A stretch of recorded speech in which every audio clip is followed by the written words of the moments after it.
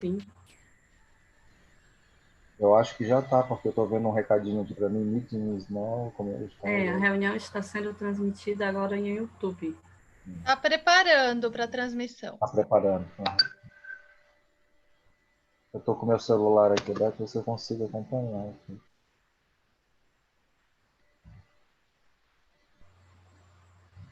Já está, porque eu estou vendo um recadinho aqui para mim. Já está, gente. Estamos ao vivo. Posso começar, professora Eliana?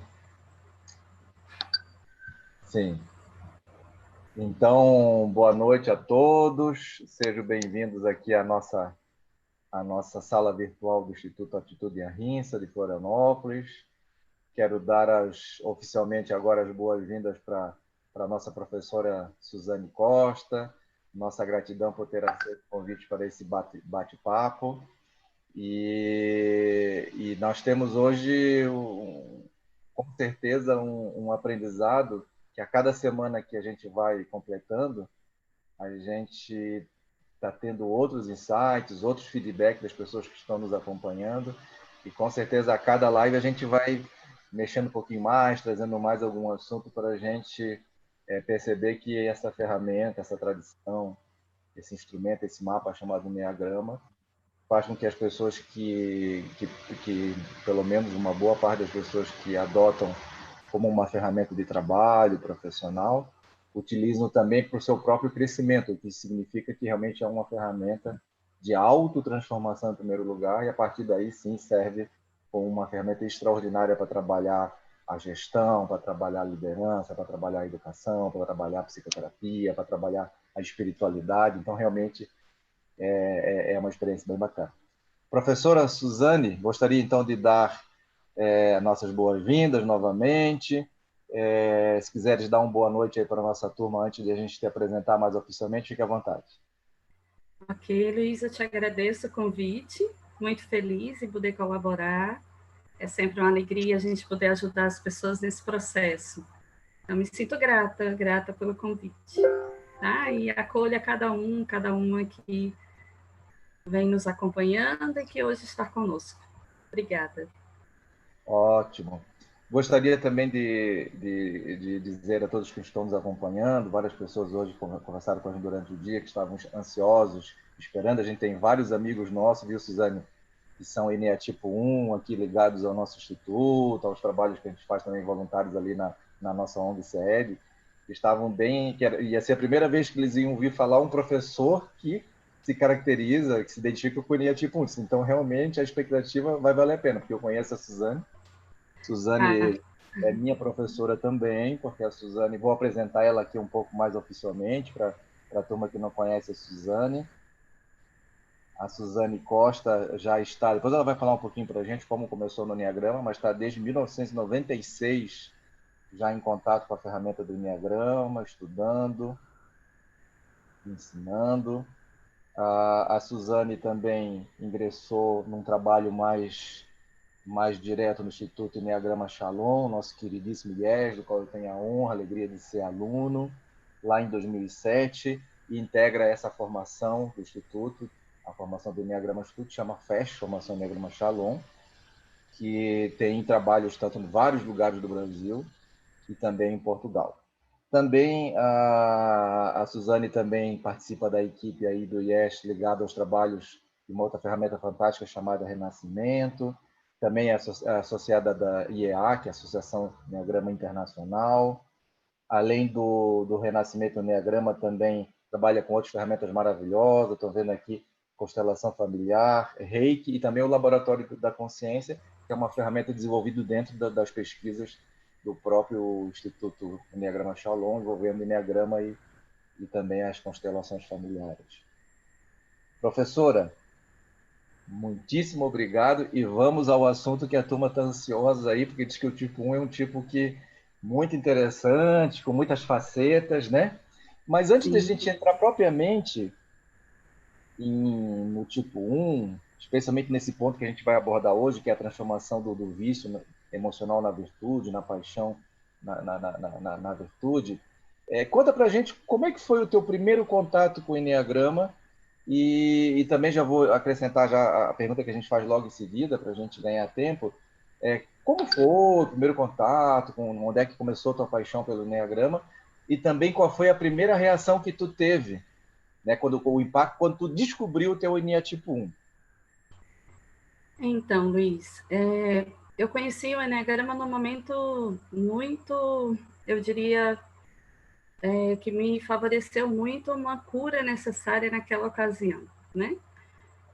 Só para trazer um pouquinho o contexto. Eu havia terminado um relacionamento, então eu estava num momento de muita fragilidade por conta do término desse relacionamento.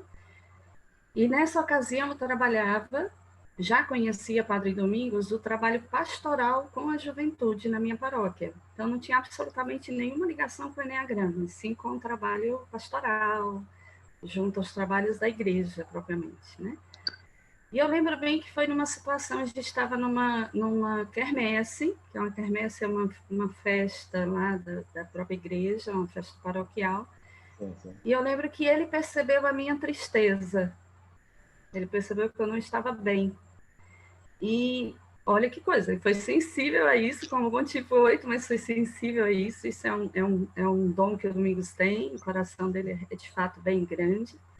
E aí ele veio ao meu encontro, né, e perguntou o que eu tinha, se estava tudo bem, rapidamente, de forma rápida.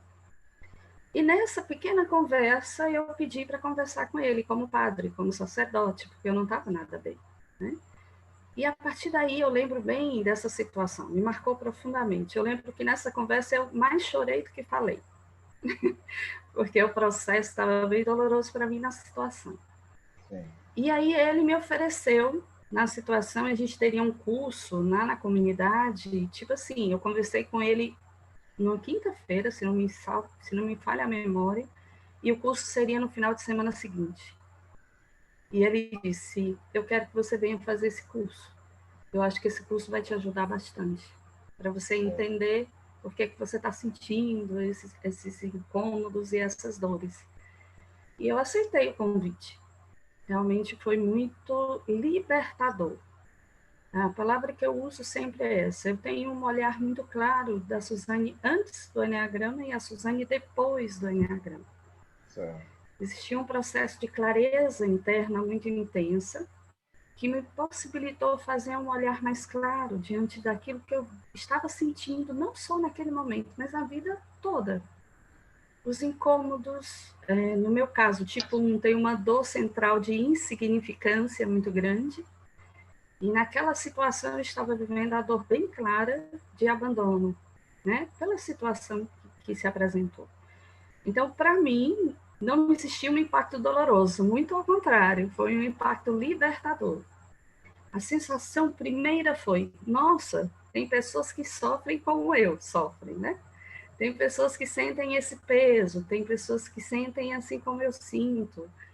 Que alívio saber que pessoas sofrem ou se questionam tão intensamente como eu me questionava. Mas eu te confesso que de cara eu não achei que eu era tipo 1. Eu achei que eu era tipo 8. 8. Uhum. Porque as minhas expressões de ira, né? E a gente entende aí pelo dominante, pelo instinto dominante, elas eram muito claras. Então, assim, quando dizia assim, o tipo 1 é muito comportadinho, o tipo é muito... Eu, não sou assim. E aí eu precisei de novo de uma ajuda, né? Fui conversar com o Domingos novamente, e ele disse, não, menina, você não é 8. E aí fica uma dica que foi uma dica preciosa para mim, que na época me ajudou a entender, que é o que eu sinto depois da raiva, né? Porque eu sinto a raiva, eu expresso a raiva, muito facilmente no meu caso, tá? Mas eu sinto uma culpa enorme quando ela sai. Depois que eu expresso, a sensação é, droga, fiz besteira, né? Não devia ter feito isso, eu não devia ter falado desse jeito, eu não devia ter me... E aí vem a dor, que é a nossa armadilha, como tipo 1, a sensação do ressentimento, tá o tempo todo sentindo de novo aquele incômodo, por que que eu fiz, por que que eu falei assim. É por aí. Então, assim, a leitura que eu faço diante da tua pergunta, a primeira sensação que eu tive foi de alívio, porque tinha gente igual a mim. Não foi incômodo, foi bom. Acho É uma sensação, interessante. poxa vida, graças a Deus, eu pensava que só eu pensava desse jeito, mas não, tem outras pessoas que sentem dessa forma. E foi Sim, achei libertador. bem apropriado, porque nas duas lives anteriores, com a nossa queridíssima Ana, com o nosso queridíssimo Domingos, a experiência dele já foi de ao reconhecer a personalidade, ter um impacto assim de desconforto. Ah, mas puxa, eu sou assim, né? E tu já está trazendo que, na verdade, o contato com essa ferramenta pode, num primeiro momento, ao invés de ser um desconforto por descobrir a personalidade, pode ser um alívio de descobrir, não, mas agora eu estou tendo noção do que acontece. Isso não só acontece comigo, isso é um padrão de E, comportamento que faz parte da experiência humana. Então, tu vê que a é, experiência, como é rica essa troca, a gente perguntar qual foi o primeiro impacto. E em algum momento, complementando então, Suzane, em algum momento veio esse desconforto de começar a reconhecer que certos padrões são disfuncionais, que a maneira como tu achava que tudo devia ser, na verdade, não era a única verdade. Me conta um pouquinho que momento que apareceu um pouco de desconforto, então.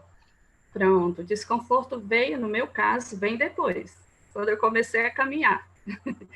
E aí os incômodos de perceber que, poxa vida, legal, né? Tem outras pessoas iguais a mim, mas elas não são tão do jeitinho que eu achava que era. Então vem o olhar e vem o toque do perfeccionismo que o tipo 1 tem, né? Essa coisa do achar, poxa, por que que ele é tão diferente de mim? E aí o primeiro contexto, né, onde eu experimentei isso com muita clareza foi no meu núcleo familiar. O primeiro chão de trabalho, de experiência mais profunda, antes mesmo de me apaixonar efetivamente pelo Enneagrama, como hoje eu me percebo apaixonada, enquanto caminho para a pessoa, caminho terapêutico, libertador, de ajuda na caminhada, antes desse processo de amor à sabedoria, eu, eu, eu quis levar para os meus aquilo que tinha me feito tanto bem. Né? Então, assim, eu não consegui ficar só para mim. Não era só meu aquilo. E aí, dentro da minha casa, primeiro os meus pais fizeram um processo, né, com o Padre Domingos, levei para o curso, né?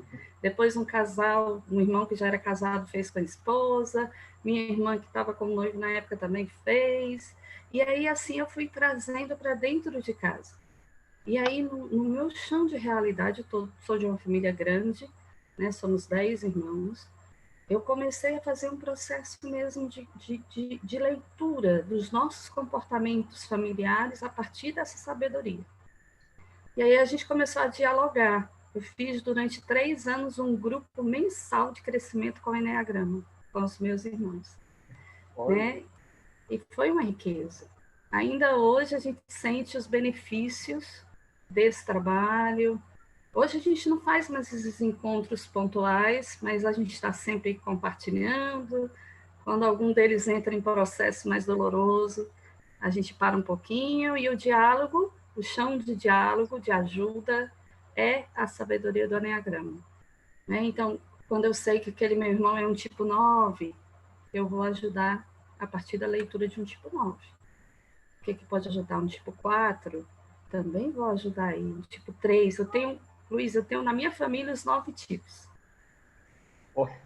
que Isso é uma legal. riqueza, né? Então dá para conhecer os 9 O bem diagrama direitinho. completo. Tenho.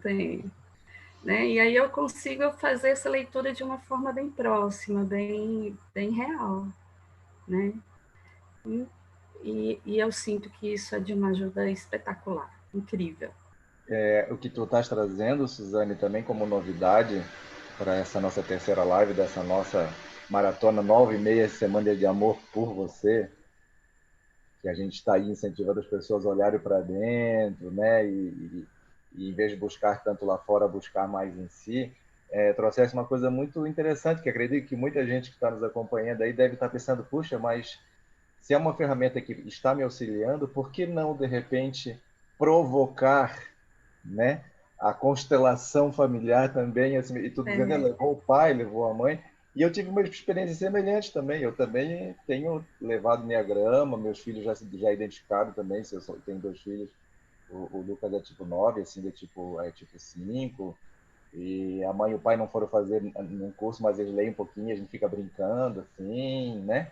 Então, eu queria que tu explorasse um pouquinho mais. Esse assunto surgiu pela primeira vez aqui na nossa maratona. Quer dizer, então, que além de ser uma ferramenta que começou a mostrar uma luz do que estava acontecendo dentro, se refletindo no teu comportamento, também ajudou, de alguma forma, nas tuas relações familiares, na maneira como tu olha teus amigos. Tá falando? Explora um pouquinho mais isso, acho que vale a pena. Eu gosto muito de citar um exemplo. Nós temos dentro do nosso, quando eu digo eu tenho os 9 tipos, eu congrego nesses 9 tipos as minhas cunhadas também, tá? Então, assim, dentro da minha casa tem um número mais restrito de tipos de personalidade, que moram comigo ainda hoje, né? Ainda moro com minha mãe e tal. Mas eu gosto muito desse exemplo, porque facilita muito a visualização. Nós temos um irmão, e ele deve estar me assistindo agora, e eu não vou dizer quem é, porque ele sabe quem ele é, né?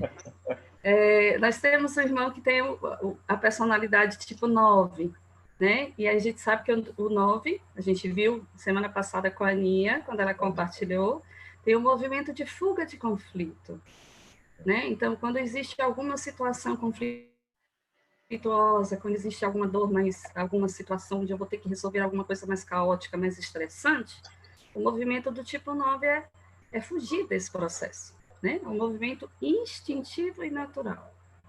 E eu lembro que nos incomodava enquanto família, muitas vezes ele fazia todo o movimento de estar junto, tipo, vou dar um exemplo, festa de Natal, reúne a família toda. Nós somos 10 irmãos, você tem uma ideia, quando soma hoje sobrinhos, né, agregados, namorados e tal, somamos 42 pessoas. Meu Deus. Né? Só essa turma. Fazer um aniversário é bem complicado, né? Porque vai ter que ter... Então, assim, é uma família bem grande. E aí, assim, ele tinha um movimento muito repetitivo. Ele se dedicava ao extremo durante o dia para preparar a festa. Mas na hora que as pessoas iam chegando, ele se trancava no quarto. Ele havia se dedicado o tempo todo para esse encontro, mas na hora que as pessoas se aproximavam, ele se escondia. O que isso remetia? Na hora da confusão, muita gente, muito falatório, muito, né? Aí é melhor me esconder. Antes do Eneagrama, a gente não entendia o porquê. Sim. E aí o Eneagrama trouxe uma leitura diferente. E aí, no círculo familiar, a gente conseguiu acolher esse movimento. E aos poucos, hoje ele já participa. Aos poucos a gente vai respeitando, no dia que não dá, ele fica, a gente não força tanto, mas aos poucos ele vai chegando. Então, a Quer grande dizer, professora, riqueza... Sim. desculpe interromper, que o Enneagrama, ao invés, quando a gente reconhece um padrão da pessoa, ao invés de a gente rotular, julgar, quer dizer que é uma ferramenta de compaixão que ajuda a gente a entender que aquilo que pode parecer uma esquisitice para a gente, na verdade é um jeito como a pessoa se organizou. E vice-versa também, seria mais ou menos isso. É isso. E assim, a grande riqueza, pegando o gancho na tua fala, enquanto núcleo familiar, enquanto realidade familiar, foi exatamente essa. O diálogo familiar. Enquanto um outro irmão, né, eu tenho um irmão tipo 3, se incomodava profundamente com esse movimento do irmão tipo 9, Sim. eu hoje já podia dialogar com o tipo 3 e dizer, mas tu não sabe que isso é porque ele reage assim, tem uma fuga de conflito? E a gente conversa. E aí o olhar se torna, de fato, mais acolhedor, um olhar mais compassivo, porque cada um é cada um. As histórias de vida de cada um, mesmo que nós tenhamos os mesmos pais, mesma mãe, o mesmo pai, a mesma educação, mas somos diferentes. Cada pessoa é uma e cada pessoa, na sua história, construiu um jeito de ser específico. Não existe jeito melhor nem pior, apenas o jeito singular de cada um, né? Isso. Professora Suzane, estou muito feliz com o que tu está falando. Tu já abriu um campo que a gente não tinha ainda tocado muito, que era como impacta, vamos dizer assim, o Enneagrama também, não só no nosso autoconhecimento, mas nas nossas relações, inclusive as mais próximas, né? Que é a Sim. família. Queria fazer um parênteses para dizer assim, a professora Lígia, lá do nosso instituto, está acompanhando o chat, né? Que não estou acompanhando o chat para poder a gente ficar bem concentrado aqui, mas mandou dizer que várias pessoas estão te agradecendo por teres apresentado o Enneagrama para elas. Então, eu não Eu sei acho que se é... minha família está assistindo aqui. E os ex-alunos, né? Pois é. Porque assim, nas boas mãos de vocês ali do Instituto, Domingos, você, Aninha, toda essa pleiade, né, de professores, de equipe, que a gente conhece vários, inclusive, já passou um bocado de gente, né? Eu não sei Sim. qual é o número que vocês têm hoje de ex-alunos, mas eu acho que deve ser um número bem elevado, né, Suzane? Enquanto formação, só formação, a gente, da equipe, no caso o Domingos, a Aninha e eu, compomos essa equipe, e você foi um dos nossos alunos. Enquanto equipe de formação, nós já atingimos mais de 300 pessoas nesse processo. Mas Mas pessoas que fizeram o Enneagrama... enquanto instituto, a gente já ultrapassou muito mais que 5.000 pessoas, bem Uau! mais, né? Então, tem um trabalho bonito aí, um campo sagrado, que eu gosto de entender como campo sagrado, que é o nosso trabalho. Estou em dúvida agora, foi 5.000 ou 9.000, mas o Domingos sabe bem mais esse número, Os como um bom números. social que é, Sim. né? Suzane, gostaria de entrar, aproveitando que agora é um horário bom, que eu acho que a maioria que gostaria de entrar já conseguiu entrar, está com a gente. É o horário-chave da novela, para a gente entrar no ponto que eu, com a diretora Eliana lá, achamos que esse seria um ponto central. Eu gosto de repetir isso, que um dos maiores filósofos hoje considerados vivos, muitos chamam ele de Einstein da consciência, que é o filósofo americano Ken Wilber, criou toda uma abordagem chamada visão integral. Ele diz que o enneagrama, além de ser uma boa psicologia da personalidade, mas que a grande chave do enneagrama era o fato dele não ser apenas um mapeamento vertical da personalidade, um diagnóstico, mas ele apresentar caminhos de crescimento verticais. E a gente entendeu que dos caminhos que o enneagrama nos apresenta para o amadurecimento interno, tanto no campo psicológico, quanto no campo espiritual, no campo das relações, no campo do trabalho, no campo da educação, enfim, que essa questão da conversão do padrão emocional da personalidade, que a gente normalmente chama de paixão emocional, para o padrão superior da essência, que a gente costuma dizer que é a virtude, são as palavras que a gente mais usa, conversão da paixão em virtude. No caso do tipo 1, que nós temos lá a paixão chamada de ira, e essa virtude normalmente é chamada de serenidade.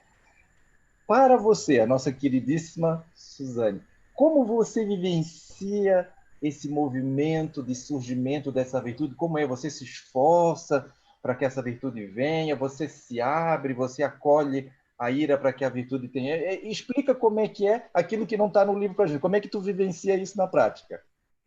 Primeiro, eu vou dar uma dica aqui para qualquer tipo 1, não tenta nada, porque quando a gente diz eu vou tentar, aí piora, sabe? Porque a gente tem um movimento de autocontrole muito grande, que chega a ser, eu diria, desumano até. Então, assim, quando eu sinto incômodo, que não necessariamente é só a raiva, mas vários outros incômodos, uma emoção que vem com uma força desproporcional, e eu tento conter essa emoção, ela não vai embora, ela permanece aqui, enquanto eu não olhar para ela. Então, hoje, no meu movimento pessoal, eu sinto o incômodo. Antes eu tentava controlar. Hoje eu vou para o cantinho e vou respirar esse incômodo. Porque aí, quando eu respiro o incômodo, às vezes eu me tranco até no banheiro, ninguém nem sabe que eu estou naquele movimento lá, né? Mas aí eu vou, respiro, e no meu caso, no caso de um tipo 1, né? Eu não sei se os demais sentem assim, mas é uma respiração não tão suave, tá, Luiz? Não é muito suave, é uma respiração de bufar mesmo. Porque está tudo acumulado, porque está tudo muito reunido e concentrado, né? Então, no meu movimento pessoal, que hoje eu entendo que me ajuda a manter não sob controle, mas é perceber o convite a serenar aquilo que está me incomodando, é aceitar esse incômodo. Então, entender que eu sou humana, e que eu posso sentir a raiva, e que eu posso sentir a tristeza, que eu posso sentir inveja, que eu posso sentir. Porque normalmente a gente tem um movimento interno de controle, tipo 1, de autocontrole, de que a gente não pode, né? E aí, quando eu percebo o incômodo, seja ele qual for, e naturalmente no meu olhar de critérios, aquele incômodo fere um princípio, uma virtude, eu me acuso. E aí é que eu me contenho mais. Mas quando eu sinto aquele incômodo, eu digo assim, ok, eu sou uma pessoa. Às vezes eu me pego dizendo para mim, ok, Suzane, tudo bem, pode sentir isso. Eu digo para mim mesmo, né?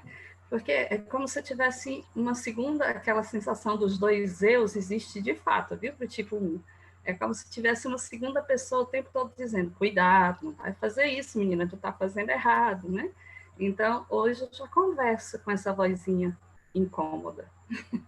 E já consigo, de uma forma mais tranquila, primeiro, entender que as coisas não vão acontecer do meu jeito,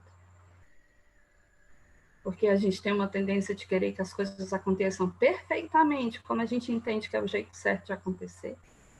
Só que o meu jeito não é o teu jeito, nem é o jeito do outro, e do outro, e do outro. E aí chega uma hora que esse meu autocontrole pode comprometer até uma relação. Então, hoje eu já consigo, no meio do processo, perceber, eu gosto muito do diálogo, isso é meu ou é teu? Essa raiva, ela é minha ou ela é tua? Peraí, se é meu, eu posso olhar. Se é teu, eu posso te acolher. Maravilhoso. E eu não vou te julgar, porque é teu. Mas eu também não vou sentir culpa sobre mim, porque, olha, isso é um problema teu, não é meu. E aí a gente vai nesse movimento bem de cuidado, né? Eu gosto da percepção de que para encontrar a nossa essência, no meu caso, tipo 1, a serenidade, as coisas não vão estar perfeitas, Luiz. As maiores experiências de serenidade que eu tive na minha história, elas aconteceram no meio do caos total. É quando a coisa estava fora do controle. Acho que tem Quando, muito tipo que vai achar interessante essa tua fala aí. quando eu percebia que eu não tinha mais o controle sobre aquela situação. Quando eu identificava um potencial de impotência que me comandava naquela situação e que eu não tinha mais o controle. Aí eu só tinha que me aquietar e dizer, ok, eu não posso mais fazer nada, agora é entregar. E aí nessas horas eu me surpreendo, com uma serenidade que até me assusta. Né? Eu disse, vale, e eu posso ficar calma então? E funciona, né? Não preciso tudo controlar, tudo botar no lugar certo. Isso, Isso isso. tudo, alguém está ajeitando as coisas aí, né? Tem alguém bem maior que eu, viu? Cuidando de tudo bem bonitinho. Aproveitando essa tua maravilhosa colocação, acho que a turma entendeu bem como é que tu lida com isso, um conselho maravilhoso, que é vivido, né? Não é de livro, é aquilo que acontece na tua vida, como tu incorporou essa sabedoria. Também estou pensando em algumas pessoas, naturalmente, que a gente conhece. O tipo 1, ele, em alguns momentos, embora ele seja muito autocontrolado, mas em alguns momentos, algumas personalidades do tipo 1 têm, assim, um momento em que ele explode, né? Estou pensando em uma pessoa aqui também, de uma situação que a gente acompanhou, uma pessoa extremamente educada, extremamente correta, enfim, o bom menino, né? Mas se alguma coisa que saiu daquele controle que ela achava que tinha que ser, ele entra numa espécie de um surto de violência, de agressão, ao ponto de que ele mesmo se tranca no banheiro para socar aqui, gritar. Então eu queria que tu falasse um pouquinho para essas pessoas, para esses momentos do tipo 1, que na verdade tu já começou a responder isso, né? E esse momento em que a emoção que estava tanto tempo trancadinha ali, e ele acha que ele tem uma justificativa por algum motivo e aquilo explode ao ponto de perder o controle. Como é que se trabalha? Como é que tu trabalha isso na tua vida? Na hora que ela é maior do que eu, ela toma conta, bonitinho. A sensação que eu tenho é essa, é que eu não tenho mais o controle. Na hora que vem realmente a raiva, na hora que vem o incômodo, estou aqui lembrando de uma situação, Luiz, eu já contei em alguns cursos, eu nem sei se eu vou decepcionar o povo, né? Mas vamos lá. Que eu arrombei um portão, um cadeado, num movimento de raiva, de impetuosidade. E eu lembro que eu não sabia que eu tinha tanta força. O povo, depois que sabe dessa história, fica dizendo, cuidado, cuidado, não estressa, né? Porque, realmente, eu tinha saído numa situação para pegar minha irmã estava na aula à noite, e a gente teve um problema aqui na nossa vizinhança, faltou energia elétrica. E eu fui de carro e fui pegar minha irmã na escola. Só que quando eu chego lá, teve vários outros desencontros, que eu não vou colocar os detalhes para não alongar tanto. E aí, depois de vários desencontros, cheguei a ser parada numa blitz, sem documento, sem... Nossa Senhora, tudo errado, tudo fora do lugar. Quando eu chego em casa, que começo a buzinar, estava no carro, claro, começo a buzinar e ninguém abre o portão. E eu buzino a primeira, buzino a segunda, tudo escuro, breu total, a rua deserta, ninguém abre. Eu desço do carro, com a raiva que eu estava, o portão era daquele roliço, né? Você puxa e vai. Uhum. E eu lembro que, eu te juro, eu não senti peso, não senti força, não senti movimento de força nenhuma. Eu simplesmente abri o portão.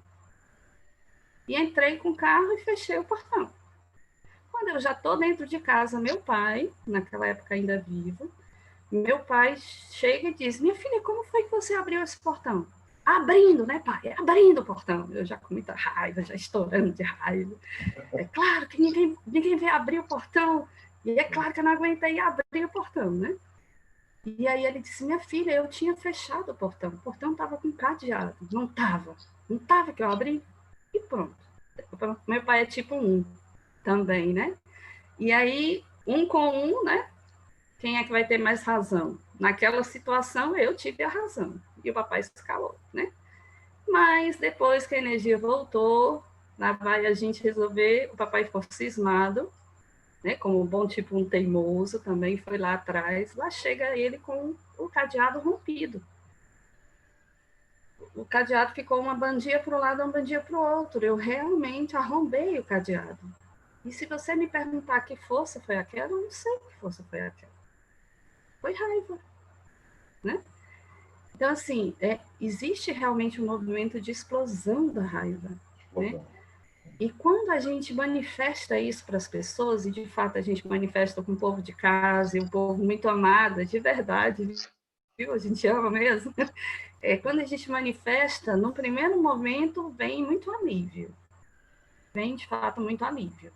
Quando eu extravaso, quando eu solto a raiva, quando eu expresso a raiva, vem um alívio, mas depois vem muita vergonha. Por isso que só é possível quando a gente está muito à vontade. Quando explode de qualquer jeito, é muita vergonha. E é comum que depois, digamos que eu discuti contigo, depois eu vou inevitavelmente pedir desculpas por isso, porque vem culpa. E se você mudar o comportamento comigo, eu vou ficar preocupada. Ele não me... Então tem essa coisa mesmo assim, bem pesada, né? Para mim, hoje, o que difere é que eu já consigo perceber quando eu estou chegando no meu extremo, a minha raiva tá no limitezinho, aí eu aviso. Gente, né? Vamos com calma, essa semana está difícil para mim, né? Então, assim, quase que dizendo calma, eu digo calma para os outros, porque eu posso explodir. É a sensação que eu tenho. Né? E é assim, é assim. Aconteceu recentemente num encontro como esse no Zoom, a gente viveu uma situação de estresse no trabalho de equipe, viveu uma situação de estresse e na hora veio a sensação, uma vontade enorme de chorar e eu desliguei o vídeo. Porque eu não queria que as pessoas vissem. E aí eu lembro que uma das pessoas, éramos só 3. E uma das pessoas, Su, eu não estou te vendo. Aí o outro, ela não quer que você veja. Eu disse, eu não queria mesmo. Então, assim, é como se eu preciso do meu espaço naquele momento. Eu preciso de um tempinho para eu gosto muito da expressão, ruminar aquele incômodo. É como se eu tivesse que, eu precisasse olhar para aquilo primeiro. Depois eu te olho. Depois eu falo contigo. Agora não, porque não sei o que pode vir. É mais ou menos assim. Não sei se eu te expliquei. Sim, teu exemplo foi maravilhoso e obrigado por compartilhar essa história tão pitoresca. É, Estou pois é, imaginando aqui um cadeado estraçalhado. pois é. Aí, a partir daí, os meus irmãos dizem que eu sou a arrombadora da casa. Ganhei esse apelido. Mas então, eu queria que tu falasse um pouquinho mais, juntando essa experiência que tu compartilhou de forma tão bonita, tão espontânea com a gente, Suzane, que é essa ideia. Quer dizer que quando a gente fala na virtude do ENEA tipo 1, que a gente costuma chamar de serenidade, não significa que você vai forçar uma serenidade, ou não significa que você vai se colocar o um já se cobra, um que vai se cobrar mais, aí, agora eu tenho que dizer. Que significa que é mais ou menos uma coisa que vai brotando na medida que tu vai tomando consciência da tua verdade, daquilo que é real, é o choro, a raiva, você vai acolhendo isso e vai permitindo que isso fique claro e vai entendendo também de onde é que é mais ou menos por aí, não é uma coisa que eu tenho que... A sensação que eu tenho é exatamente isso. É como se eu me permitisse ser humana. Olha que coisa, né? É como se eu permitisse que eu entendesse de alguma forma que eu posso sentir aquela raiva, aquela decepção, aquela frustração, aquela dor, aquela impotência, né? Então, assim, é como se... É isso mesmo, eu entender que eu não tenho controle das coisas. Existe um universo que cuida mais e que gere todas as coisas. Existem pessoas maiores do que eu em termos de autoridade mesmo. Existe Deus, que é muito maior do que eu, né? Que a gente às vezes acha que pode ser tanto quanto, só que não, né?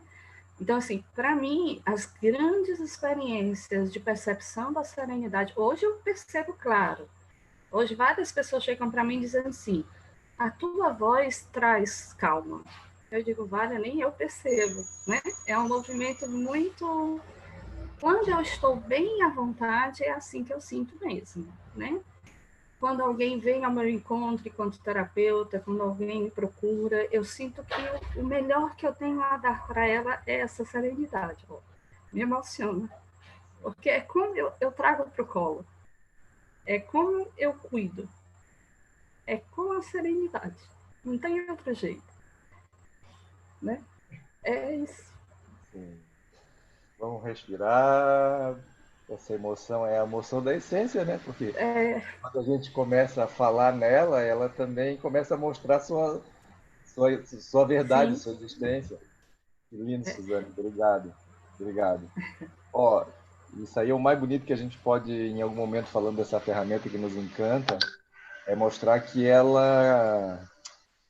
o Gabriel Pensador, cara fantástico, esses dias a gente trabalhou uma música dele num trabalho da nossa ONG aqui, ele escreveu uma música recente, colocou aí um vídeo, chama A Cura Tá no Coração. Então parece que quando a gente fala muito da paixão do tipo, da virtude do tipo, é porque a gente está convencido que não dá para ficar só na cabeça, né? Se Não não, dá.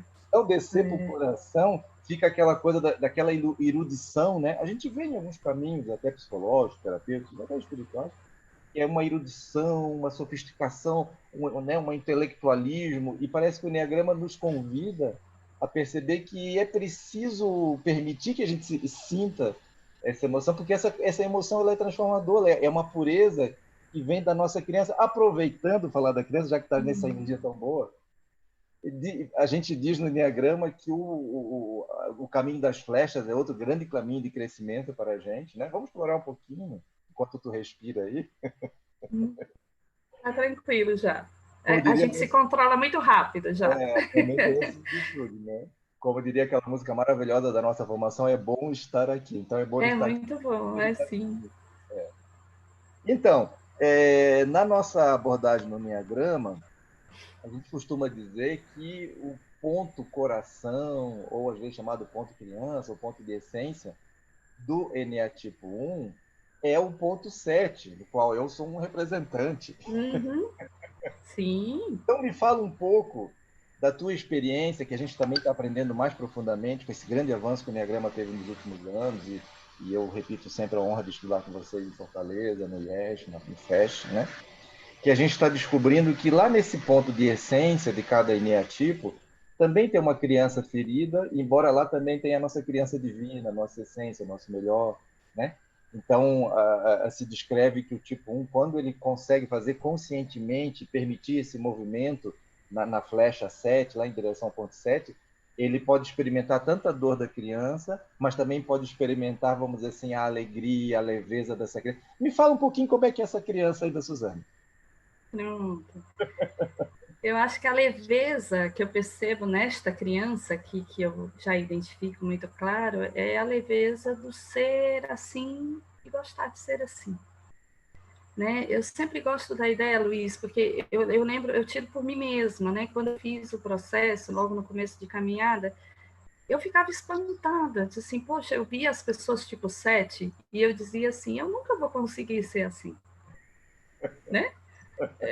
É muito difícil chegar nesse negócio aí, nessa leveza toda, nessa alegria toda. Como é que eu vou fazer isso? Até eu entender, primeiro, que existe isso dentro de mim, né? Que existe essa criança. E aí eu comecei a trazer memórias desta criança, da criança feliz, né? Uma criança que brinca, uma criança que se diverte. Apesar da gente não... Eu tenho, hoje, nos trabalhos pessoais de olhar para essa criança, eu vejo o quanto desde pequenininha ela foi uma criança, e aí vem a criança ferida, né? Uma criança que desde criança já queria ajudar a mamãe, mesmo sendo criança. Eu sou a primeira dos 10, né? Então tem que dar um Primogênita. exemplo, né? Primogênita. Tem que ajudar a mamãe, tem que, enfim, tem que, olha o tem que, né? Tem que. Né? Então, assim, eu tenho essa memória muito clara, esse peso da responsabilidade desde pequena, de que a mamãe precisava de ajuda, de que era muita criança para cuidar. E, para você ter ideia, eu tinha 6 aninhos e a mamãe já tinha 6 filhos. Uau! Né? Então, assim, e todos meninos. Depois de mim, 5 são rapazes, são meninos. Então, é a menina que vai ajudar a cuidar, né? E aí eu já tinha esse olhar, mesmo criança. Mas eu também tenho memórias de muita brincadeira. Eu lembro que até os meus 15 anos eu brincava de boneca. Eu namorei tarde porque eu adorava curtir minha liberdade. Eu amava ser livre, totalmente desimpedida, sem me preocupar, né? Eu lembro que a mamãe dizia, minha filha, você já é uma mocinha. Eu disse, mãe, mas eu quero brincar, eu queria correr, eu queria... Então, assim, existe um misto aí. Uma criança que brincou muito, mas também uma criança que desde cedo se sentiu extremamente responsável. Né? E aí, por conta dessa responsabilidade, tem esse autocontrole.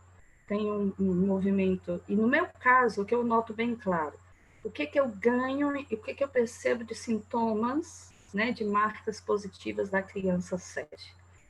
Eu amo quando eu estou realmente me permitindo dançar, brincar, me divertir sem tempo, sem controle de horário, sem...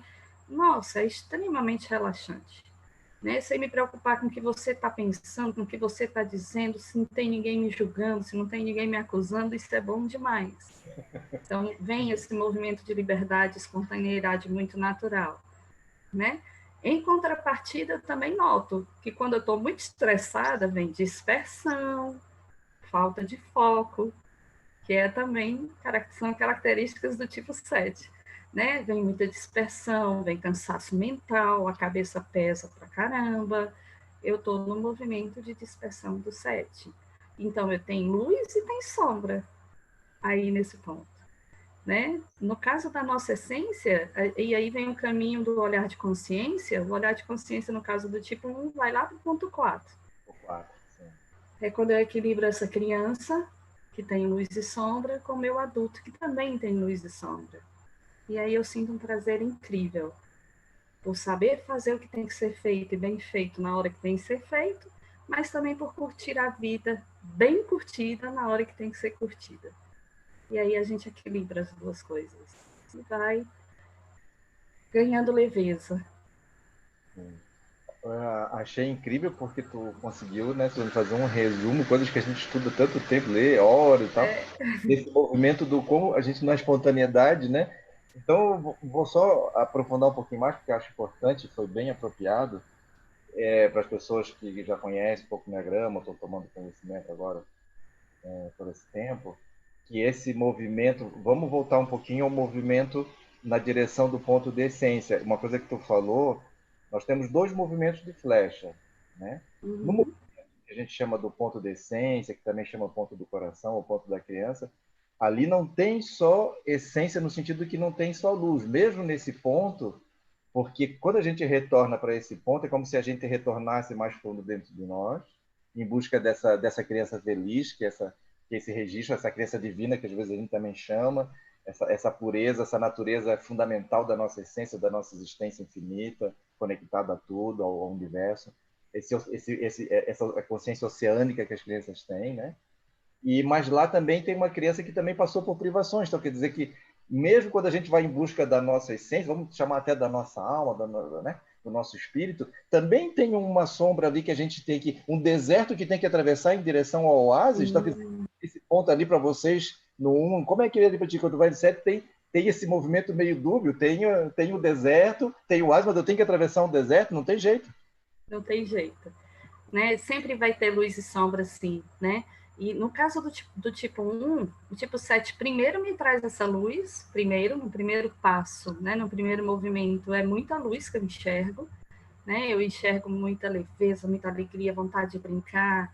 Eu lembro que, hoje eu digo muito isso, eu adoro dançar. E recentemente eu estava lembrando, às vezes aqui em casa, eu e meu irmão, os meninos, como eu sou a mais velha, e eram vários homens, a gente ia para festas na juventude, e eu era agraciada, porque eu tinha um monte de homem à minha disposição para dançar. Então eu amava, né? Então, assim, nós éramos os primeiros a abrir o salão da dança e nós éramos os últimos a sair. Né? E era uma energia, Luiz, que eu não entendo de onde vinha, mas vinha exatamente da energia do ponto de luz que eu enxergava aí, dessa energia do Se 7. Né? divertir, de se soltar, de Divertir, né? O brincar, curtir a cansaço vida. vai embora, Curtir a vida. Ao invés de aumentar o cansaço, muito pelo contrário, descansa de vez, né? Vem um movimento mesmo de reenergizar, de trazer vida de novo, né? Mas aí, no processo de estresse, nós vamos primeiro para o ponto 4, né? Fazendo aí uma leitura rápida aí do ponto 1, do tipo 1. E lá no tipo 4 é que entra essa dor de sentir o que eu estou sentindo. As emoções vêm à tona, isso de ir por um cantinho e sentir isso, porque é como se eu tivesse vergonha do que eu estou sentindo, é como se eu tivesse medo de mostrar para as pessoas. Por quê? Vai um segredo aí de tipo 1, né? Porque eu não sei o que você vai pensar quando eu te mostrar o que eu estou sentindo. Né? É como se eu sentisse vergonha mesmo do que você pode esperar de mim. E aí, como eu sou politicamente correta, né? A puritana, né? No bom sentido, né? Eu tenho que te dar um modelo, eu tenho que te dar um exemplo, eu tenho que ser uma pessoa certinha. Como é que eu vou te mostrar o que eu estou sentindo? Se eu tenho vergonha do que eu estou sentindo, Como é né? que pode admitir que tem tristeza, que tem melancolia, que tem Isso. medo, que tem Então, tanta coisa, eu né? passo por cima desse incômodo, eu disfarço o incômodo. Só que se eu só passar por cima, se eu não olho, aí eu vou de novo lá no ponto 7, só que agora eu vou pegar a sombra do 7. E aí, na memória da sombra do 7, o que vem realmente é essa vergonha do que eu sou. É como se eu não fosse, é como se eu estivesse fazendo, eu falo e a noção já vem tomando conta. É como se, no sentido de que isso é real para mim, é como se eu tivesse a clareza agora de que eu estou te fazendo propaganda de alguma coisa, como tipo 1, te mostrando uma pessoa tão certinha, tão bonitinha, mas eu não consigo sentir isso aqui. Não é verdade. Sim. E aí, quando a gente está na sombra, a gente tenta disfarçar, mas não dá mais, porque a gente já entrou, já mergulhou na dor, né? E aí vem essa dispersão, vem o medo de não dar certo, o medo de errar. E aí o racional, nessa hora, toma conta mesmo. A cabeça pesa, né? Vem muito medo do que vai acontecer, vem muito medo, e medo é próprio dos racionais, tipo 7, no caso. Medo do que as pessoas vão pensar, afinal, as pessoas confiaram em mim, eu nem vou cumprir o que elas contavam. Vem medo do resultado, né? Do que vai. Só que aí a gente volta para a personalidade e aí dá certo. Esse Mas o movimento que traz uma... equilibra mesmo, que traz a serenidade de fato, é que quando eu consigo acolher esse medo, o medo é real, né? E eu consigo ver que tem medo, as pessoas não acreditam que tem no tipo 1, mas tem, né? E aí eu encaro o medo, mas encaro com responsabilidade, e aí vem a riqueza da personalidade, que tem luz também, né? E quando eu consigo equilibrar as duas coisas, serenidade própria, prazer, o fazer e fazer bem feito, porque o que eu estou fazendo agora eu amo. E aí sai bem feito. Não é forçado. O meu trabalho é natural, é porque eu amo o que eu faço. E aí flui. sai bem feito, não porque é perfeito, mas é porque tem Não. muito sentimento e tem muita verdade interna, né? Isso, mesmo que esteja errado, alguma coisa eu tenho que aprender com aquele erro. Aquele erro vai me ensinar de alguma forma. E eu não preciso me culpar por isso. Se eu errei, está na hora de consertar, ok? Mas não me sentir culpada. Olha, Suzane, eu acho que tem muito, eu estou pensando em muitos amigos nossos, até familiares, todo o pessoal ligado a gente aqui em Floripa e outros lugares também, que deve estar sentindo um baita alívio de escutar essa. Até eu brinquei com a Suzane no início aqui, antes da gente abrir no YouTube, pessoal.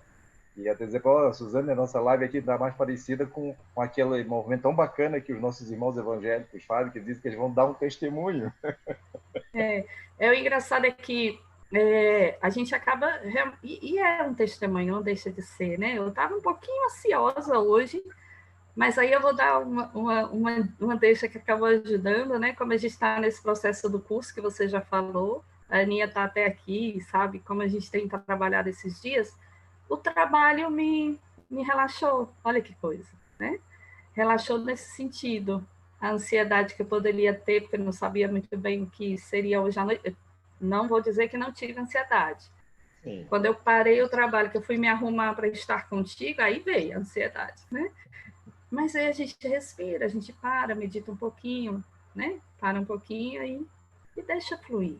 Hoje eu já consigo perceber que o deixar fluir tem muito dessa leveza do 7, que me ensina muito, e tem muito do prazer do 4, por poder sentir. As duas coisas juntas. Que maravilhoso. Eu me lembrei agora, fazer um parênteses aqui, no primeiro módulo do FEST que eu fiz, que eu já fiz 3 módulos, né? Porque Uhum. eu tive uma interrupção e aí quando eu voltei tinha mudado um pouco a configuração, de 3 módulos para 2. E eu conheci uma pessoa tipo 1, e eu, interessante, né? 7-1, eu tenho muita facilidade, eu gosto muito, me dou muito bem com as pessoas do DNA tipo 1.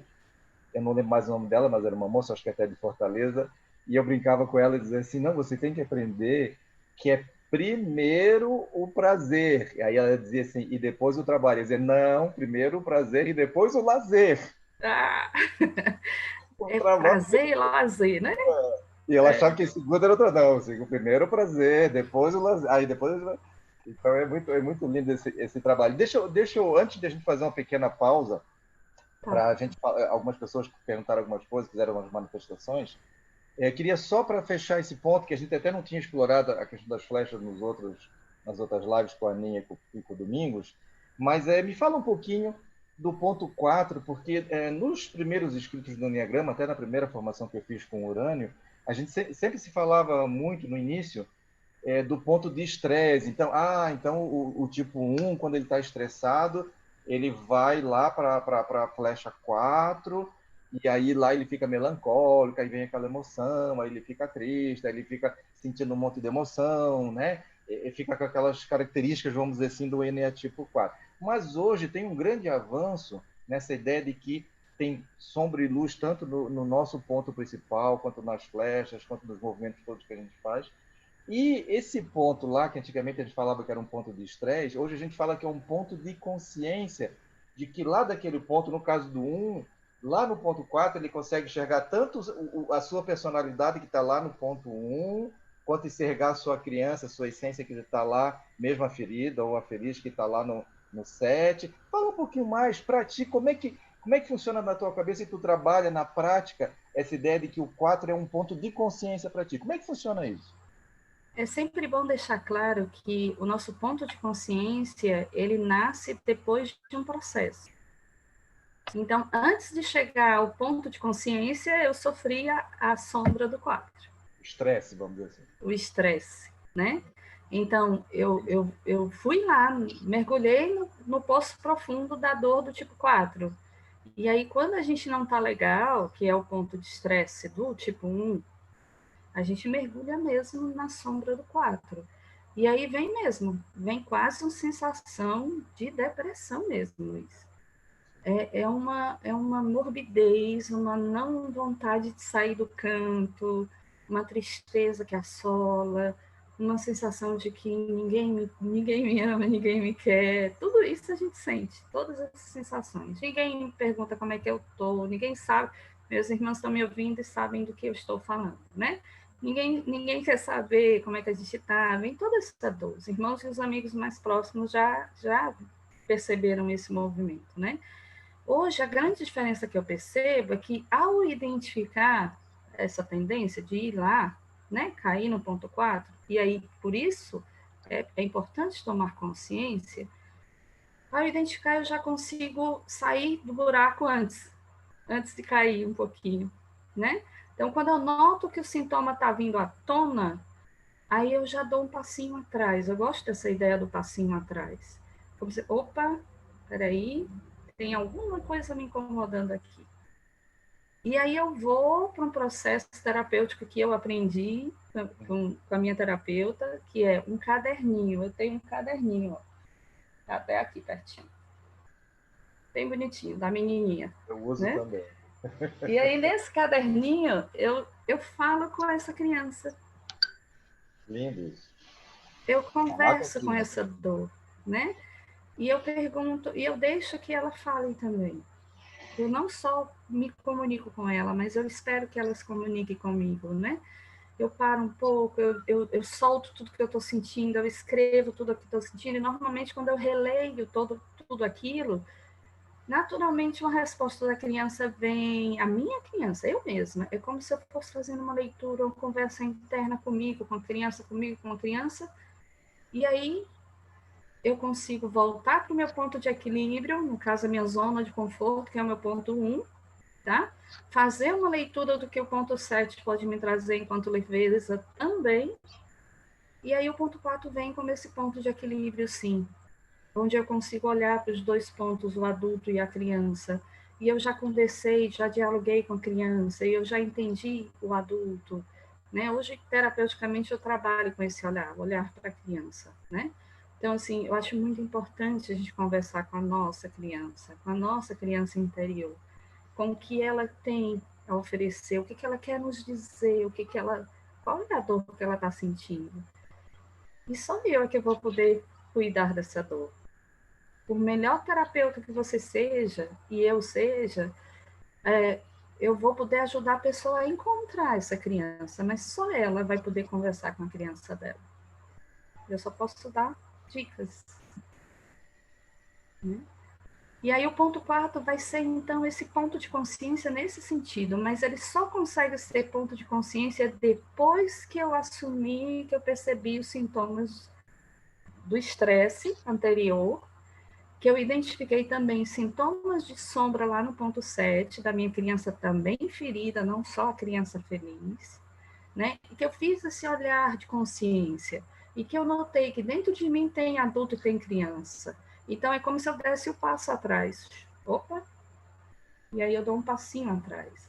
E o passo atrás do ponto 1 vai ser exatamente no ponto 4, onde eu vou acolher tudo isso, perceber essas emoções, respirar essas emoções, acolher essa criança, trazer para o colo se preciso. E aí sim eu vou equilibrando os dois. Achei Serenidade maravilha. brota.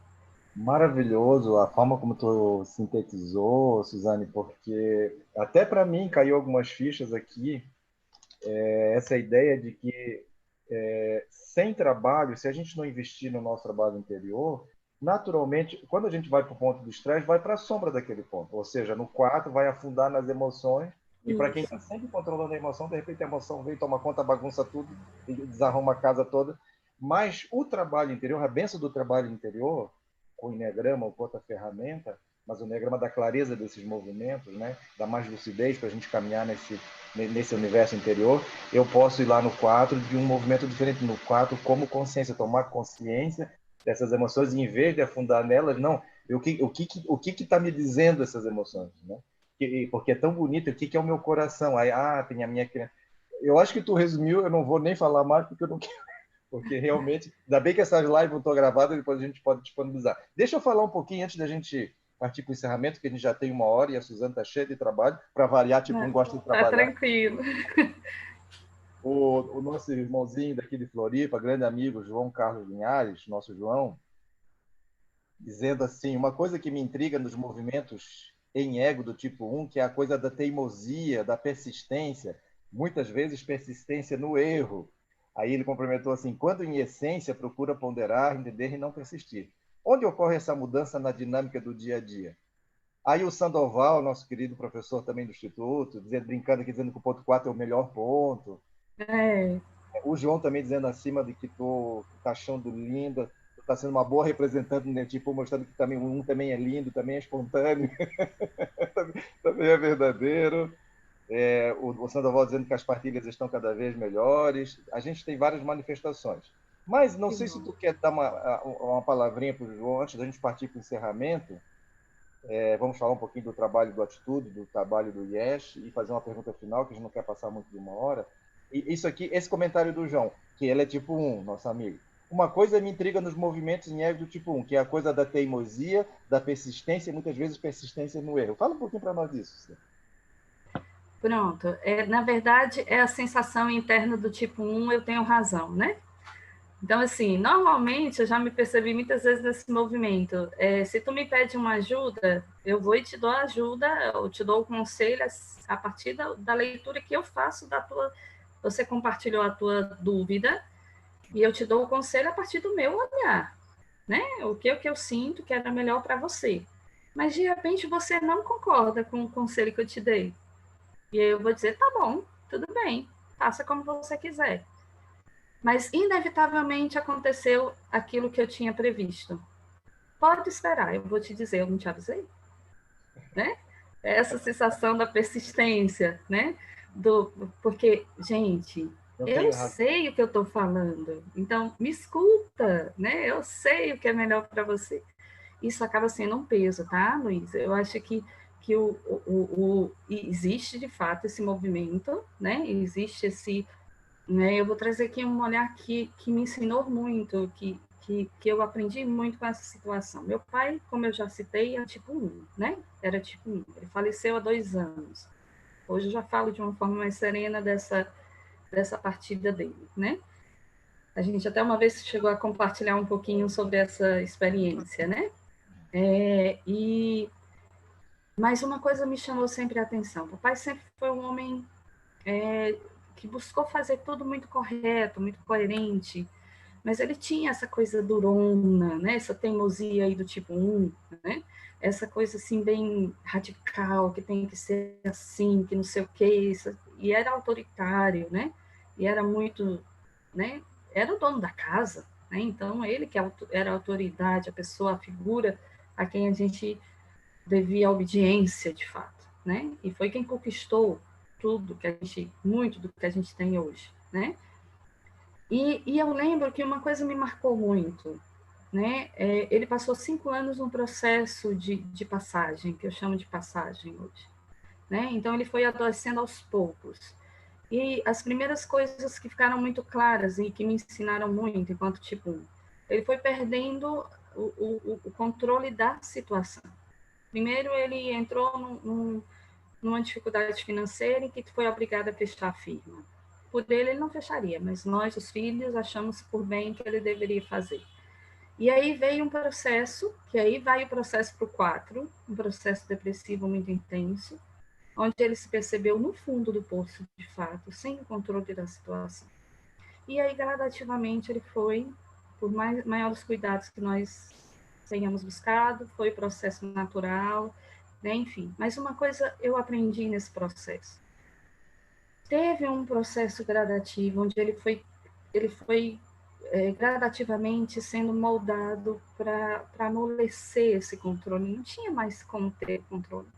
Entendi. Não dava mais para ter o controle. Né? E aí ele foi perdendo, adquiriu a doença, o Parkinson, foi perdendo os movimentos, foi perdendo, e aí gradativamente veio a partir, né? Mas o que me assustava um pouco, por ele ser muito religioso, era o medo da morte, era muito claro. Mesmo no início da doença, ele queria se confessar todo mês, ele queria ir na igreja falar com o padre, ele queria comungar, e essa leitura de que eu tenho que prestar contas, eu tenho que estar preparado, porque eu vou morrer, né? E eu acho que ele tinha essa consciência. Ele fazia essa leitura, claro, por tudo que ele estava vivendo, por toda a dor que ele estava vivendo.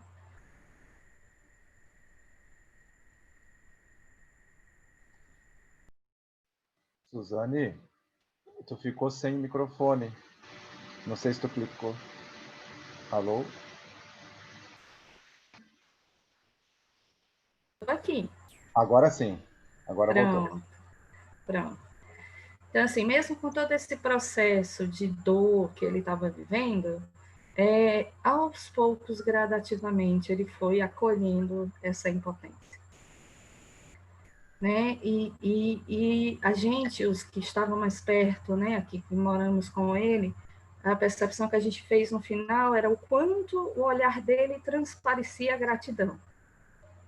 Porque ele não conseguia mais fazer, mas ele acolhia quem fazia por ele. Então, perceber que a gente não tem mais o controle é caminho de crescimento. Entregar esse controle e entender que o controle não é nosso. É um caminho de crescimento. O tipo 1 é. Então, assim, hoje eu faço a identificação de que para ele foi extremamente libertador ele fazer esse processo, de no final estar sendo grata à minha mãe por tudo que ela fez, estar sendo grata aos filhos que cuidaram dele mais de perto, e de morrer de uma forma extremamente serena. Isso que eu ia perguntar, se tu conseguia Foi perceber nos olhos dele essa extremamente energia serena. da serenidade, né? Eu estava com ele, eu e mais 2 irmãos, e estávamos com ele no quarto no momento da partida. E foi da última respiração, a sensação, a leitura que eu faço, ele descansou, ele serenou. Então, assim, poder fazer um processo desse, acabou, no caso dele, foi extremamente doloroso, a gente não precisa passar por isso, né? Mas foi libertador. Foi doloroso, mas foi libertador, né? Suzane, olha, você nos deu dois presentes, muitos presentes, mas esses dois momentos que tu permitiu que esse coração tipo 4 aí viesse à tona, né? Então, E eu quero te agradecer, e eu tenho certeza que muitas pessoas estão mandando mensagem, estão acompanhando, muitos amigos nossos, né, do mesmo círculo, que isso que tu fez nesse momento também é uma honra para todos nós, porque é muito sagrado falar de um pai ou de uma mãe, sim, e ainda mais sagrado falar nesse momento em que eles partem para uma outra dimensão, que é uma experiência umas mais difíceis, né? E nós, como humanos, lidar com a nossa finitude aqui nessa dimensão, ainda mais um pai, ainda mais você, a primogênita de uma família tão grande, né? De acompanhando esse processo e também no teu trabalho como terapeuta, como desenvolvedora de pessoas, no teu caminho espiritual que eu sei que tu tens, acompanhar isso e eu percebi na tua fala, senti aqui no meu coração também, que essa serenidade que o teu pai conseguiu adquirir nessa travessia de deserto, em direção ao oásis, onde, com certeza onde ele está nesse momento, que você também adquiriu, também um catalisou a serenidade do outro, né? Porque sim, parece que sim, você isso desenvolve procede um canal totalmente, espiritual Luiz. para, em vez de desesperar, não acompanhar sem negar a dor da perda, né? Mas acompanhar ele nesse momento tão importante para todos nós, né? Eu lembro que no momento da partida, eu me surpreendi, é isso que eu te disse, né? No meio do caos, a gente encontra uma serenidade que eu nem sabia que tinha. Para você ter ideia, eu cantei uma música na missa de corpo presente do papai. Olha. E cantar com a emoção não é fácil. Mas a sensação... E na missa de sétimo dia, eu e meus irmãos, nós temos um dom aí musical de alguma forma, e aí a missa de sétimo dia fomos nós, os filhos, quem cantamos, né? Então, assim, esse movimento mesmo de serenidade mesmo, de uma paz que é maior do que o que a gente consegue nomear. Não dá para definir, é mistério, né? E esse mistério tão lindo que tu está revelando desse ponto maravilhoso, dos 9 pontos, novos arquétipos divinos que nós experimentamos, a gente percebe uma outra coisa. É uma serenidade que não é uma serenidade da frieza, não, do intelecto, é uma serenidade cheia de sentimento, uma serenidade viva, vivaz. É fruto desse mergulho lá na dor, né? Por isso que tem que ir para o ponto 4 um pouquinho, de vez em quando. O Tem que deserto sentir tem essa muito dor. a nos ensinar. Sem deserto fica Tem. difícil a gente saborear, como diz o Padre Luiz, gosta muito dessa palavra, saborear o oásis. É. Não dá para passar, não dá para explicar teoricamente, não dá para a gente só estudar o Enneagrama. A gente tem que experimentar. Tem que fazer o itinerário. É isso, é isso. Tem que Querida, nós vamos experimentar. fazer o seguinte: nós passamos um pouquinho de uma hora, mas estava tão lindo que com certeza a turma deve estar aí super ligada ainda. O que, que eu vou fazer? Eu queria fazer uma última pergunta, se tu me permitisse, mas antes disso, fazer um pequeno intervalo, porque nós aqui em Floripa, vocês aí em Fortaleza, desenvolvendo os trabalhos, né, na área da educação. Sim. E eu acho que um minutinho que seja, vocês estão aí amanhã, se eu não me engano, amanhã não, sábado, vai uma nova etapa para o IES, que estão apresentando uma outra proposta de trabalho usando as redes nesse momento de pandemia. Então, eu vou falar também aí rapidamente do nosso trabalho aqui, depois vou te passar a palavra para comentar um pouco, especialmente desse trabalho, né? Porque o Domingos também já falou, a Ana também um pouco Tranquilo. do IES como um todo, né? Então, para o pessoal que está nos acompanhando, hoje a Eliana não pôde estar com a gente, ela está um pouquinho adoentada hoje, e ela vai dar aula, inclusive, no final de semana.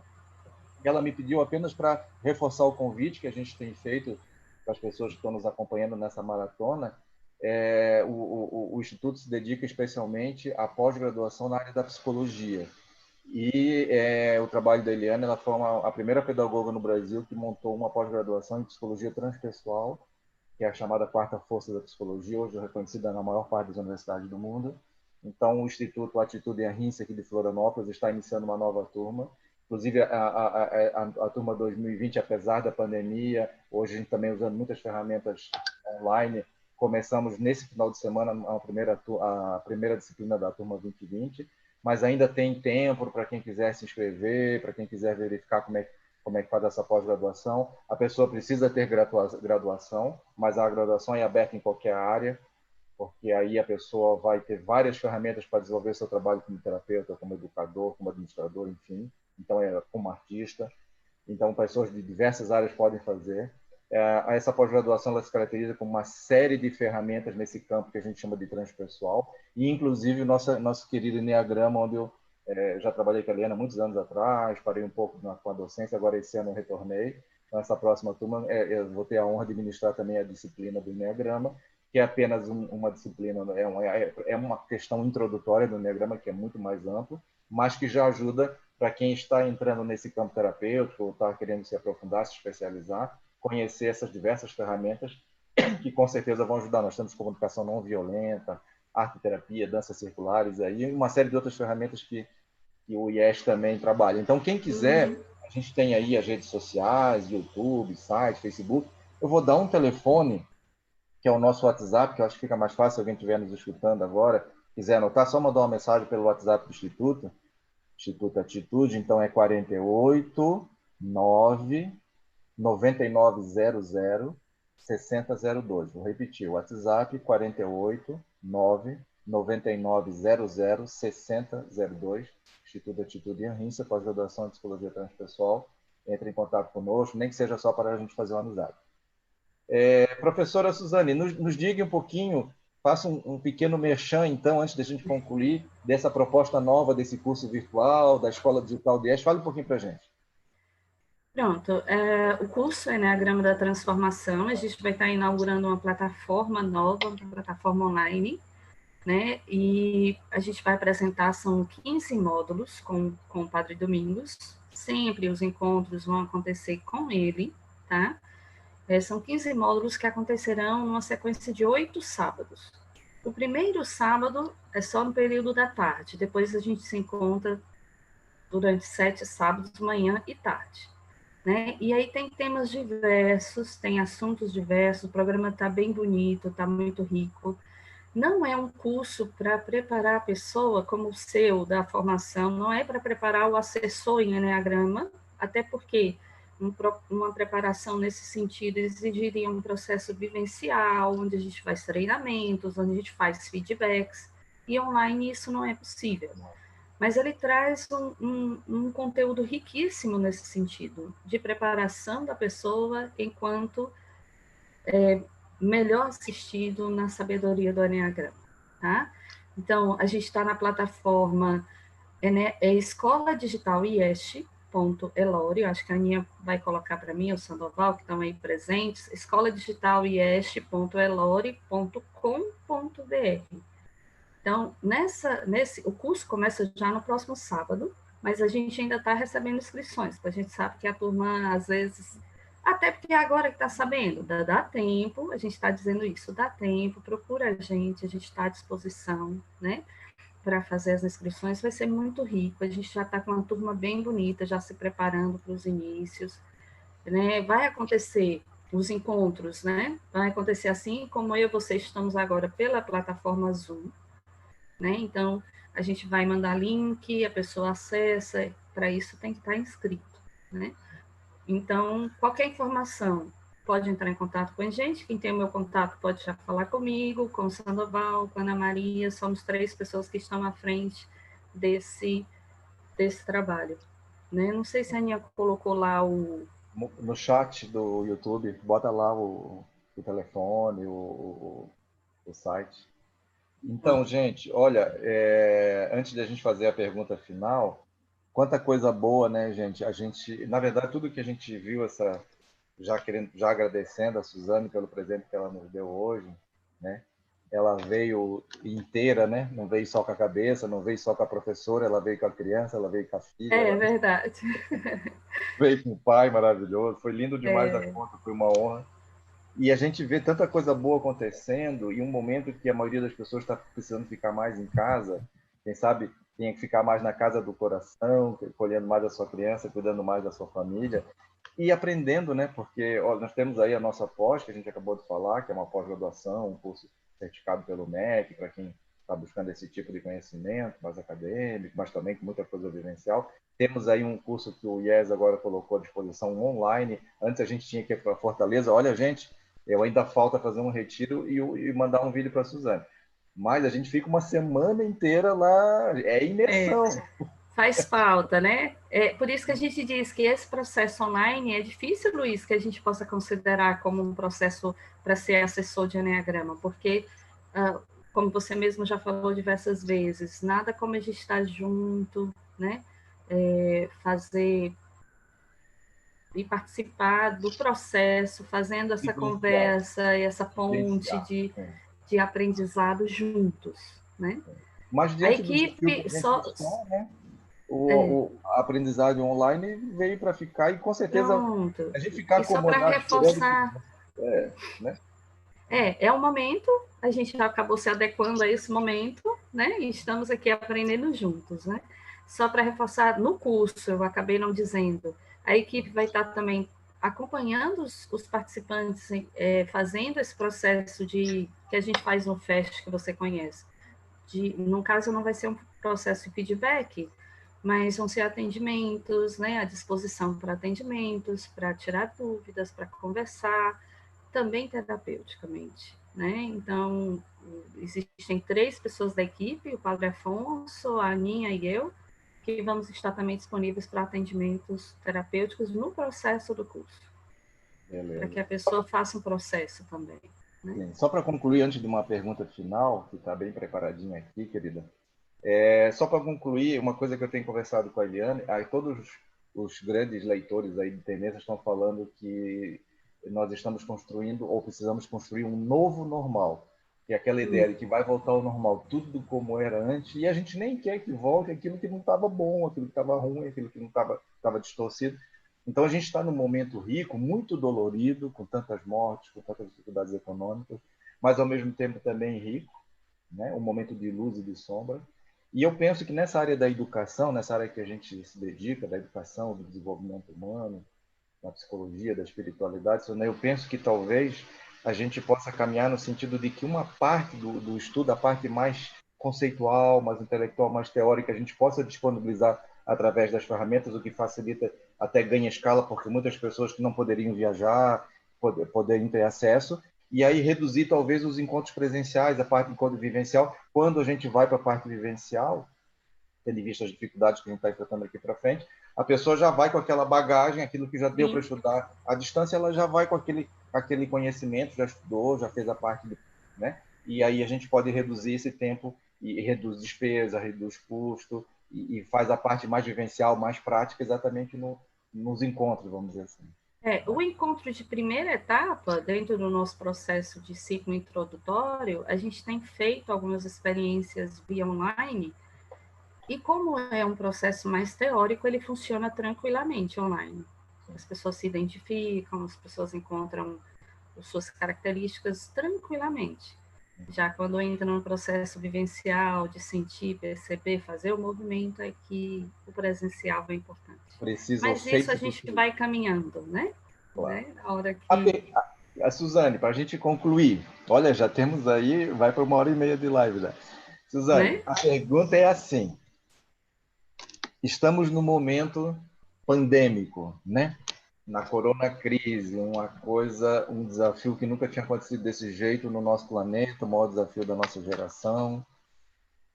Na tua opinião, como pessoa que vivencia o Enneagrama como uma ferramenta de desenvolvimento pessoal, psicológico, emocional, espiritual, mas também se dedica ao ensino como professora dentro de uma escola maravilhosa, que é a escola do IES, o Enneagrama é uma ferramenta, e por que é uma ferramenta, na tua opinião, que pode nos ajudar a construir esse novo normal? Qual é a contribuição mais importante, mais fundamental que essa tradição, que esse mapa, que esse caminho de crescimento pode nos ajudar nesse grande desafio que a gente está imerso e buscando uma saída? Pronto, ele é uma sabedoria extremamente potente, eu acredito nisso, né? É uma sabedoria que traz luz. A ideia, a gente traz a ideia, um mapa muito claro, um mapa dos nossos comportamentos, de como nós, do porquê nós estamos agindo assim, e qual seria o melhor caminho para escapar do cair novamente no poço. A gente falou aqui do poço do tipo 1, porque é de quem nós estamos falando, mas para cada tipo tem um movimento específico. Então, o Enneagrama vai ajudar possibilitando esse olhar claro, esse abrir os olhos. Eu lembro que a Aninha trouxe essa ideia, como se agora eu conseguisse tatear, não só tatear o meu quarto, o meu interior, mas eu acendi a luz. E ficou claro para mim. Né? E aí me veio a memória, eu nem sei se ela está aqui, ela me disse que ia acompanhar hoje, mas uma jovem, nós temos um movimento atualmente, fruto dessa pandemia, do Escuta IES, que são vários os nossos facilitadores, né, de Enneagrama, e até alguns amigos que se uniram a esse trabalho, que se disponibilizaram de forma gratuita a fazer atendimentos gratuitos no horário que lhe é possível, né? Então, as pessoas estão disponíveis para ouvir, para ajudar, para acolher, por conta do movimento de estresse que está geral, né? Independente do tipo da pessoa, ela não está legal, né? E aí eu lembro de uma jovem que me procurou, não a conheço pessoalmente, conheci só por intermédio desse trabalho, e ela nunca tinha nem feito o Enneagrama. Ela não conhece o tipo dela ainda, né? Ainda, porque ela vai fazer um processo já já. Né? E assim, mesmo sem ela ter feito o processo, como a minha especialidade é Enneagrama, claro que eu começo sempre investigando um pouquinho, e já de cara eu vi que ela não sabia, a gente vai perguntando e a gente vai podendo ajudar a pessoa, mesmo se eu não sei o tipo dela. Eu não posso dizer qual é o tipo dela, porque ela não fez o processo, né? Certo. Mas eu posso ir pelo menos costurando um pouquinho as sensações, o que te incomoda, o que pesa, e ajudando a pessoa. E eu lembro que, independente de saber ou não saber o Enneagrama, Luiz, eu acho que, quando você me fez essa pergunta, a palavrinha que me veio ao coração foi: estamos no momento em que é necessário, nós somos convidados ao olhar de compaixão em relação ao outro.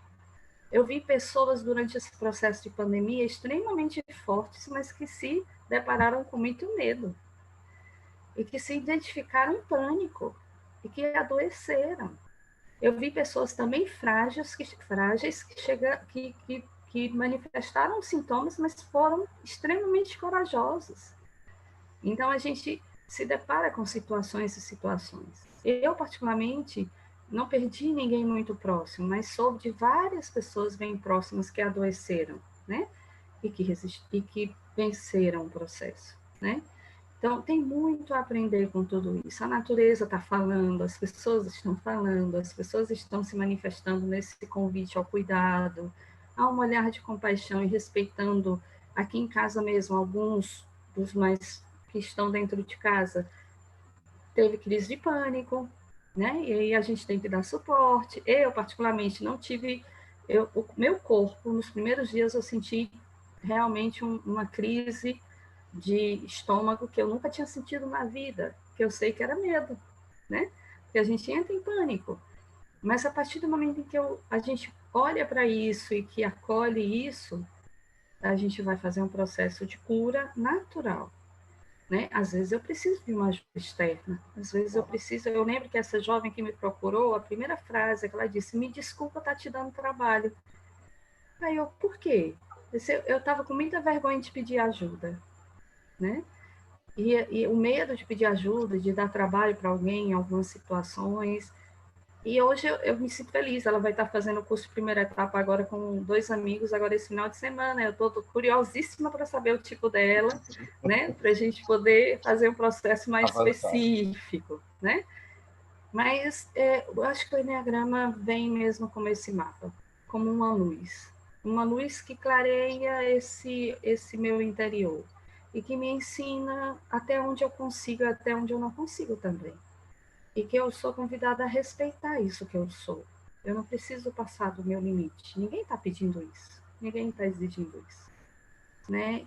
Eu posso acolher, eu posso respeitar o meu limite, eu posso respirar esse limite. E se preciso for, até pedir ajuda. Não tem problema nenhum pedir ajuda. Suzane, olha, infelizmente nós vamos ter que partir para o nosso encerramento com uma palavrinha queria ressaltar essa questão que tu colocou desse exemplo e do trabalho com os jovens, porque o Domingos falou para a gente, quem não conhecia o Domingos, o trabalho da comunidade Shalom, do carisma da comunidade Shalom, que iniciou lá em Angola, depois veio aqui para o Brasil, né? E hoje existe em Portugal e no Brasil, que é essa vocação de trabalhar com o jovem. E eu fiquei encantado, entre muitas belezas que vocês desenvolvem em Fortaleza, com esse trabalho. Eu até ia fazer esse ano a formação para poder ser facilitador desse trabalho que chama o PQV, que é um trabalho do IES, que é o Para Que Viver, que é um trabalho maravilhoso que o pessoal lá do IES, a Suzane, o Sandoval, a Aninha, o Domingos e tantos outros, né? Fazem voltado para os jovens, inclusive trabalho que é gratuito, que os jovens fazem todo um processo, bem naquela fase ali que ele está precisando se conhecer melhor, saber que caminho que ele quer tomar na vida, conhecer melhor suas características. Então, também, eu vou completar isso que tu falasse, lembrando desse exemplo que tu trouxe dessa moça e da questão do jovem, e desse trabalho tão importante do carisma da Shalom, que é como o Enneagrama também pode ser uma ferramenta muito útil na educação das nossas crianças, na orientação dos nossos jovens, né? E talvez cada vez mais necessário num mundo que os desafios estão se multiplicando. Né? Então, o nosso encerramento é agradecer essa lindeza da Suzane. Eu que agradeço. que nós temos aí a nossa flecha 1771, eu achei maravilhoso. A gente tem muito para aprender um com o outro, né, Luiz? Nós já tivemos, eu fiquei 3 semanas lá hospedado, lá no sítio do Tabuba, em 3 módulos maravilhosos, transformadores da minha vida, onde que, enfim, se nós começar a falar aqui, a emoção vai vir, então vamos deixar só no agradecimento.